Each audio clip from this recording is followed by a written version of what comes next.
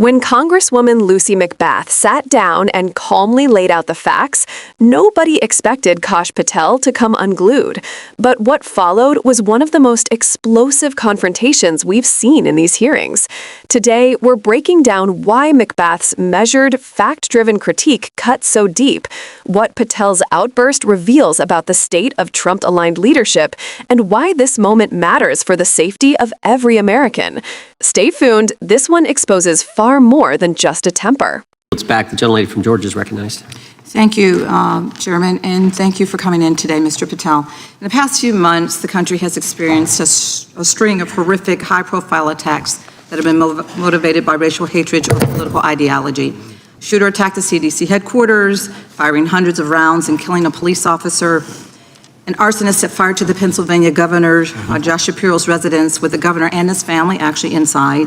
Minnesota House Speaker Melissa Hortman and her husband were assassinated earlier this year. Clark and Charlie Kirk was murdered last week. Bomb threats have been made against HBCUs and the DNC, and just the list goes on and on. I only have just a few minutes today, so I don't want to take a lot of time to go into all the countless and devastating violent crimes and incidents that have happened at our schools or on our streets and in our communities that have just been happening all year long. Mr. Patel, just yes or no, is this type of political violence ever acceptable in your eyes? No. I'm glad that we agree that these heinous acts designed to instill fear and division in our nation are never, ever acceptable, yet each of these incidents has recently taken place under your watch. The FBI's website states that protecting the United States from terrorist acts is the FBI's #1 priority, including from domestic terrorists. Is this still your #1 priority? Domestic terrorism? Preventing domestic terrorism. Our #1 priorities are protecting the homeland and international terrorism and crushing violent crime, and domestic terrorism sort of interlays between both of those. Okay, so well, then I'm glad that you're giving us the right answer, but unfortunately, your actions kind of tell a different story. Earlier this year, you granted the ranks of the FBI's Domestic Terrorism Operations Section. This is the section of the FBI that is most directly responsible for addressing political violence in our country by preventing attacks from occurring and effectively responding to them if they do. The agents in this section are the ones who stopped an individual stockpiling weapons, who planned to attack schools and churches in Florida and seized bombs made by an ISIS sympathizer in New Orleans. And instead of ensuring that this section has all the resources that it needs at a time when its mission is critical, you fired its decorated veteran FBI agents who have served their country proudly under Republican and both Democratic presidents, and you scrapped the tools that they developed to fight domestic terrorism, including the National Domestic Terrorism Incident Database. I mean, most of that is just not true. We have 1,700 current DT-managed programs. We're up 300% in the amount of cases we brought against nihilistic, violent extremists, including 764, wishing to harm our children. The FBI and the men and women are getting after that problem set more than ever because I've unleashed them to do so. And any insinuation that these tragic occurrences across the country are somehow singularly my fault or disgusting because that watershed goes down to the men and women at the FBI, and they are not responsible for it. I'm happy to work with you to get them what they need. Gentlelady controls the time. Unanimous consent request. She'll state a request. Thank you very much. Into the record, an article from Reuters titled FBI Scales Back Staffing, Tracking of Domestic Terrorism, Probe Sources Say. Thank you very much. Without objection. I appreciate that.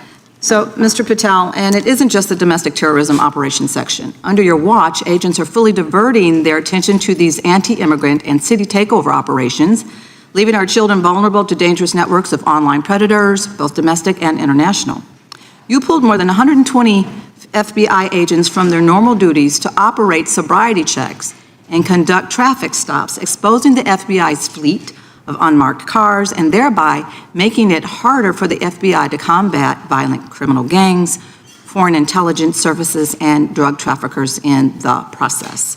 That's simply not true. If we were not able to do two things at one time, how would we be seizing record amounts of fentanyl? 23,000 violent felons have been arrested. Time belongs to the gentlelady. More than twice as many as last. Time belongs to the gentlelady from Georgia. Thank you very much. And this request basically is, it is an article from Reuters which quotes law enforcement officers familiar with agents who once covered child exploitation cases but now focus on immigration child exclusive. Thousands of agents diverted to Trump immigration track down. Mr. Patel, in the short time I have left, your tenure as director of FBI has been somewhat problematic.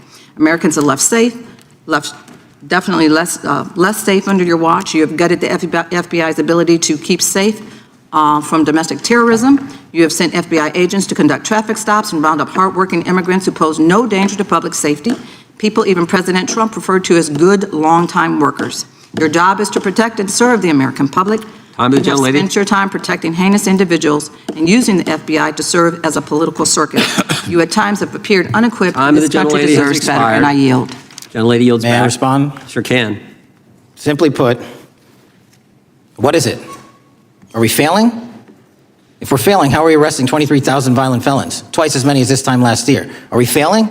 Because if we're failing, how are we seizing 1,500 kilograms of meth, 25% increase from last year? Are we failing? Because we captured 4 top 10 FBI most wanted from around the world in 7 months. That's more than the entirety of the last administration. Are we failing? Because we put 1,500 child predators in prison. Are we failing? Because we dismantled 300 human trafficking networks. Which is it? You don't like me? That's fine. But don't you dare disparage the men and women of the FBI that are producing record results in historic fashion to protect this country. They are kicking ass for America, and they're going to continue to do so. And we appreciate your leadership. The gentlelady from Florida is recognized. What makes this exchange so striking is not just Kash Patel's outburst, but the quiet, disciplined power of Lucy McBath's approach. She didn't come in looking for theatrics. She came in doing what serious lawmakers do, presenting a clear, evidence-based breakdown of why Patel's leadership has raised real alarms among experts, agents, and law enforcement professionals who've dedicated their lives to public safety.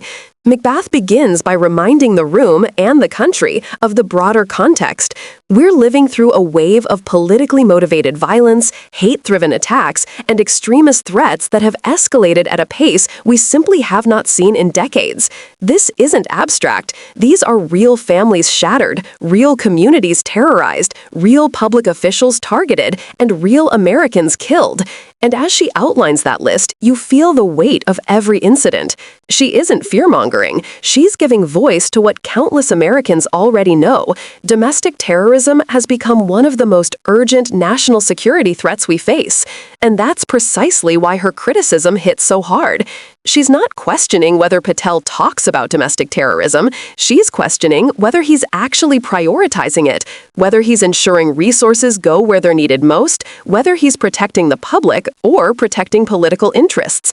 And she backs that up with reporting, data, and the voices of FBI insiders who have watched key units be downsized, veteran agents removed, and critical tools quietly dismantled. Patel's defense, the familiar bluster, the rapid-fire stats delivered like a shield, doesn't answer her core concern. Why did the FBI, under his direction, divert resources away from domestic terrorism at the exact moment the threat was exploding? Why were agents pulled off cases involving child predators, white supremacist extremists, and violent online networks, only to be reassigned to Trump-era political priorities like immigration sweeps and PR-friendly crackdowns that play well on cable news but do little to keep Americans safe? McBath isn't accusing the rank-and-file agents of anything. She's calling out the leadership, the political appointees, the decision-makers, the ones who shape the mission. And that's what Patel can't stomach. When he erupts, insisting she doesn't like him, it's almost revealing.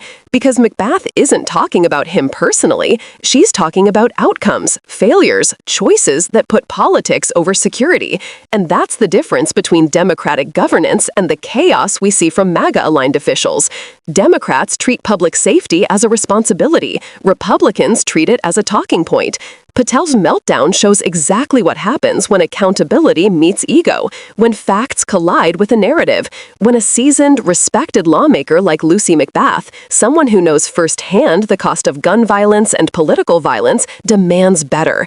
This moment matters because it exposes a pattern, the same pattern we've seen across the Trump-aligned sphere. Deflect, deny, inflate your own successes, and lash out when pressed for answers. It's the opposite of leadership, and it's why Americans continue to push back against MAGA extremism in every election, large and small.